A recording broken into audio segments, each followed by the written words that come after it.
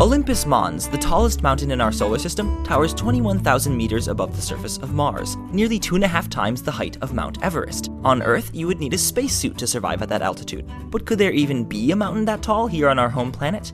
Based on the strength of Earth's gravity and the density and strength of rock, in principle you could make a single conical mountain that stretched between New York and Chicago and soared over 45 kilometers. That's twice the size of Olympus Mons and definitely dwarfs Everest.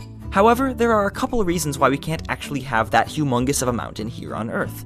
For one, Earth's crust is made up of continental plates that essentially float in the semi-solid rock of the mantle below. If you add more weight above the surface, they sink lower into the Earth's hot interior, and when they sink far enough, they soften and basically melt. For our conical mountain, that gives a new height limit of just 15 kilometers. As well, the powerful collision of two tectonic plates, which creates mountains in the first place, also fractures and cracks the rock, weakening its structure and exposing it to erosion.